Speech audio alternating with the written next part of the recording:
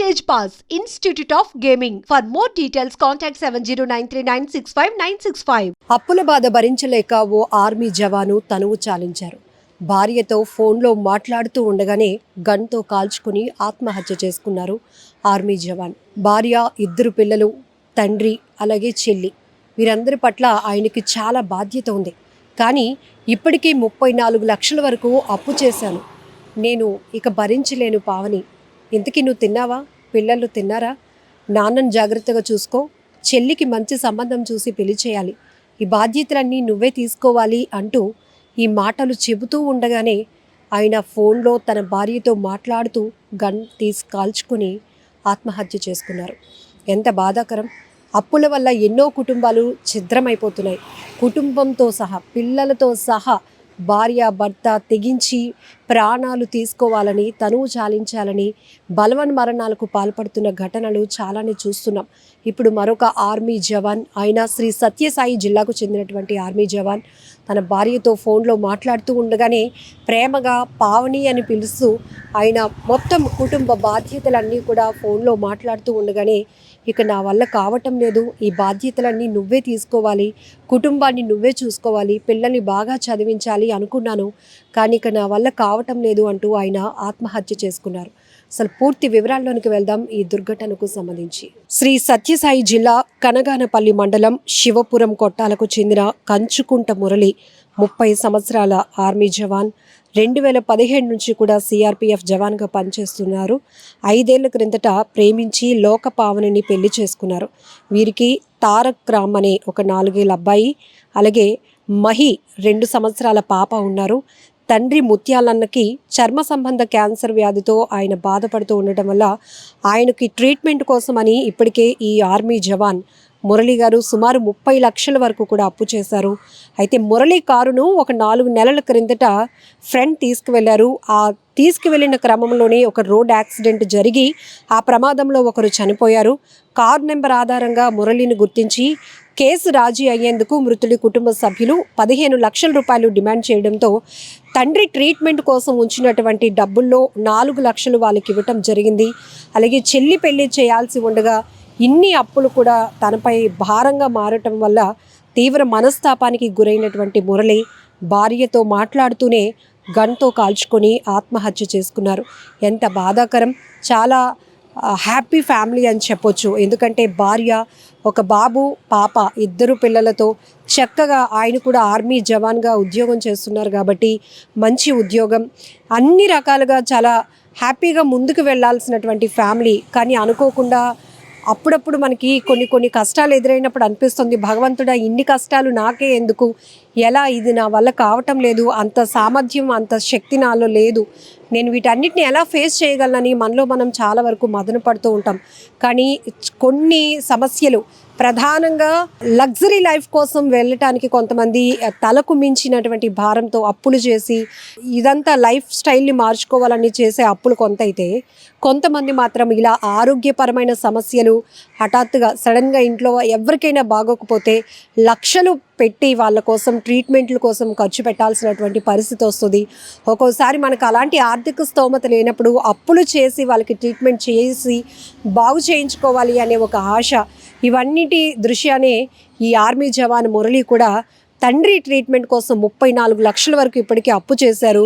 ఇప్పటికే అదొక పెద్ద కష్టం, భారం అయినప్పటికీ కూడా తండ్రిని కాపాడుకోవాల్సినటువంటి ఒక బాధ్యత కలిగినటువంటి కొడుకుగా ఆయన ప్రయత్నం చేస్తుంటేనే మరో రకంగా దురదృష్టం వెంటాడింది ఆయన్ని. ఇంత అప్పుల బాధలో, ఇంత బర్డెన్లో కూడా ఆయన ఫ్రెండ్ కారు అడిగితే ఇచ్చారు. పోనీ ఆ కారు మళ్ళీ సేఫ్గా ఇంటికి వచ్చిందా అంటే అనుకోకుండా జరిగినటువంటి రోడ్డు ప్రమాదం వల్ల అందులో ఒకరు చనిపోవటం, వాళ్ళు ఆ కార్ నెంబర్ పట్టుకొని ట్రేస్ చేసి నష్టపరిహారంగా, అంటే మ్యూచువల్ అండర్స్టాండ్గా కేసులు లేకుండా ఉండాలి అంటే 15 లక్షలు డిమాండ్ చేయటం, మళ్ళీ తండ్రి ట్రీట్మెంట్ కోసం ఉంచిన అమౌంట్లోనే తీసి వాళ్ళకి అలా ఇవ్వటం, ఇవన్నీ కూడా ఎంత భారంగా ఒక మనిషికి ఉంటాయి అంటే చాలా, అంటే వర్ణించడానికి, చెప్పడానికి కూడా చాలా కష్టంగా ఉంటుంది ఒక్కొక్కసారి. ఇప్పుడే కొంచెం తేరుకుంటున్నామా అనేలోపే మళ్ళీ ఏదో ఒక కష్టం వచ్చి పడుతుంది, మళ్ళీ దాన్ని ఫేస్ చేయాలి అంటే ఇంకొకటి, ఇలా మనిషి జీవితం ఇంకా అనంతమైనటువంటి సమస్యలతో కావచ్చు, మనం కష్టం సుఖం రెండూ ఈక్వల్గా ఉంటాయా అంటే కొన్ని సందర్భాల్లో కొంతమంది మాత్రం కష్టాలతోనే ట్రావెల్ అయ్యే పరిస్థితులు ఉంటాయి. దీనికి కారణం ఒకటి అని కాదు, పిల్లల ఎడ్యుకేషన్ కావచ్చు, సొంత ఇల్లు అనే ఆలోచన కావచ్చు, మినిమం పిల్లలందరితో ఫ్యామిలీతో బయటకు వెళ్ళాలంటే కారు ఉండాలని ఒక ఆలోచన కావచ్చు. అందరిలాగే మనం కూడా కొంచెం ఎందుకు మంచిగా బ్రతకూడదు, మనం కూడా అన్నీ ఎందుకు వస్తువులు ఏర్పాటు చేసుకోకూడదు, ఈఎంఐలు పెట్టుకుందాం, నెలవారీ కట్టుకుని అప్పులు తీర్చుకుంటూ ఇవన్నీ మనం అనుభవిద్దామనే ఆలోచన, ఇవన్నీ రకరకాలుగా ఒక మధ్యతరగతి కుటుంబం వారికి ఎదురయ్యే సమస్యలు, చుట్టూ వైఫైలా తిరిగేటటువంటి సమస్యలు, ఇవన్నీ కూడా ఈ ఆలోచనలతోనే సగం సతమతం అయిపోతూ ఉంటాం. రకరకాలుగా అప్పుల సమస్యలతో బాధపడే వాళ్ళు, తీవ్రమైన ఒత్తిడి, అప్పులు తీర్చలేక ఆఖరికి ప్రాణాలు కోల్పోవాలి, ఇంకా ఆత్మహత్య చేసుకుందాం, ఒకవేళ మనం చనిపోతే పిల్లల్ని ఎవరు చూసుకుంటారు, అప్పుల వాళ్ళు వాళ్ళని వేధిస్తారేమో అని చెప్పి పిల్లల్ని కూడా చంపేసే పరిస్థితులు ఉన్నాయి. ఇలా కుటుంబం మొత్తం ఎంతోమంది వ్యాపార పరంగా ఎక్కువగా నష్టపోయిన వాళ్ళు, అలాగే ఆరోగ్యపరంగా ఎన్నో అప్పుల పాలై ఇక దాని నుంచి ఆ కష్టాల నుంచి బయటపడలేనటువంటి పరిస్థితిలో ఉన్నవాళ్ళు బలవన్మరణాలకు పాల్పడుతున్నారు, తనువు చాలిస్తున్నారు. ఇక్కడ ఈ ఆర్మీ జవాన్ మురళీ గారి పరిస్థితి కూడా అలాంటిది అని చెప్పుకోవాలి. అయితే ప్రేమ పెళ్లి చేసుకున్నారు, 2 పిల్లలు, అలాగే నాన్న బాధ్యత, చెల్లికి పెళ్లి చేయాల్సింది, ఆయన చుట్టూ ఎన్నో బాధ్యతలు ఉన్నాయి. ప్రతి ఒక్కరి ఇంట్లో ప్రతి ఒక్కరి బాధ్యత ఆయన పైనే ఉంది. కానీ ఆ బాధ్యతలన్నీ కూడా ఆయనకి పెద్ద బర్డెన్గా మారిపోయాయి. ఎందుకంటే ఎటువైపు కూడా ఆయనకు ఒక స్కోప్ కనిపించలేదు, ఒక దారి అనేది ఇంకా కనిపించలేక అప్పుల మీద అప్పులు పెరిగిపోతున్న పరిస్థితిలో ఇవన్నిటి నుంచి నేను దూరంగా వెళ్ళిపోవాలి అంటే ప్రాణాలు తీసుకోవడం ఒకటే అన్ని ఒక ఆలోచనకి ఆయన వెళ్ళిపోయినట్టు తెలుస్తోంది. ఎందుకంటే డ్యూటీలో ఉంటుండగానే భార్యతో ఫోన్ మాట్లాడుతుండగానే తిన్నావా పావని, పిల్లలు తిన్నారా అని పలకరించి మాట్లాడుతూనే నాన్న బాధ్యతని, చెల్లి బాధ్యతను తన భార్యకు అప్పగించి ఇక నువ్వే చూసుకోవాలి, ఇవన్నీ నా వల్ల కావటం లేదు, పిల్లల్ని బాగా చదివించాలనుకున్నాను కానీ ఇప్పటికే నాన్న ట్రీట్మెంట్ కోసం చాలా అప్పులు చేశాను, అందులో ఆ యాక్సిడెంట్ సందర్భంగా ఒక 4 లక్షలు అటువైపు వెళ్ళిపోయాయి, ఇవన్నీ నేను ఇంక చేయలేకపోతున్నాను, ఎవరికి సమాధానం చెప్పలేకపోతున్నాను అంటూ తనలో తానే నలిగిపోయారు, కుంగిపోయారని చెప్పుకోవచ్చు. ఆఖరికి భార్యతో ఆ మాటలు ఆయన షేర్ చేసుకొని ఇక చాలు ఈ జీవితం అనుకుంటూ ఆయన ఆఖరి మాటలు తన భార్యతో ఫోన్లో మాట్లాడుతూ ఉండగానే గన్ తీసి కాల్చుకొని ఆయన ఆత్మహత్య చేసుకున్నటువంటి దుర్ఘటన చాలా బాధాకరం. ఇది ఒక జిల్లాలో జరిగిందా, ఒక జవాన్ కుటుంబం సంబంధించిన కాదు, మనం ఈ మధ్యగా చాలా చూస్తున్నాము. కుటుంబాలతో కేవలం అప్పుల బాధలు భరించలేకే, ఆ ఒత్తిడి తట్టుకోలేకే కుటుంబం మొత్తం కూడా చనిపోతున్నటువంటి పరిస్థితులు ఉన్నాయి. అప్పు అనే ఒక పెద్ద సమస్యకి అనేక రకాలుగా మనం విశ్లేషించుకోవచ్చు.